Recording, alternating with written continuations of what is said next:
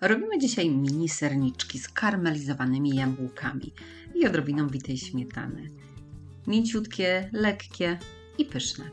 Zaczynam od pokruszenia ciastek. Użyłam sobie takich Biscoff, mogą być Lotus, mogą być zwykłe herbatniki. Zmiksowałam je z 50 gramami masła roztopionego i przekładam po łyżce do takich foremek na muffinki.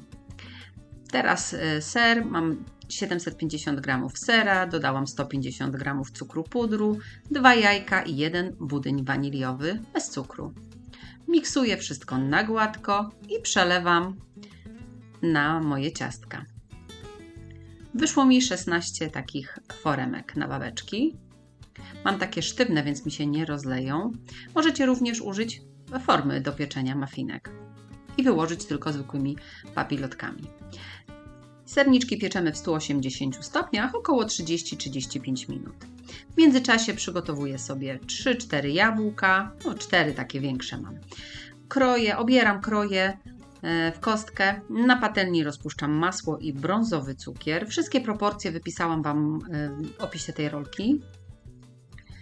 Jak się mi rozpuści masło, to dosypuję jabłka, dodaję cynamon, całkiem sporo i szczyptę soli.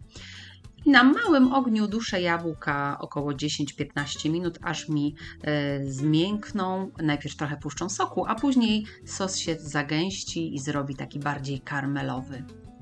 Właśnie taki. Wtedy wyłączam. Serniczki mi się już upiekły, one odrobinę podrosną, ale po chwili jednak opadną. Studzę je w uchylonym piekarniku około 30 minut. Po tym czasie już nie są gorące, troszeczkę opadną i zrobi mi się miejsce na moje jabłka.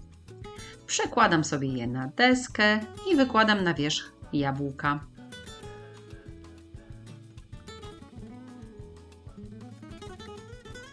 Zostawię je tak do wystygnięcia. A jak wystygną, to na wierzch jeszcze zrobię kleks z bitej śmietany z wanilią i z odrobiną cukru pudru. Ubiłam sobie tak po prostu do dekoracji. Na wierzch jeszcze odrobinę orzeszków posiekanych i gotowe. Możecie sobie je wyjąć z tych papierków. Spokojnie da się to zrobić. Lub zostawić w papierkach i jeść łyżeczką. To już jak wolicie. Dekoruję je właśnie bitą śmietaną, orzeszkami i jeszcze listkiem mięty i będzie idealnie. Smacznego!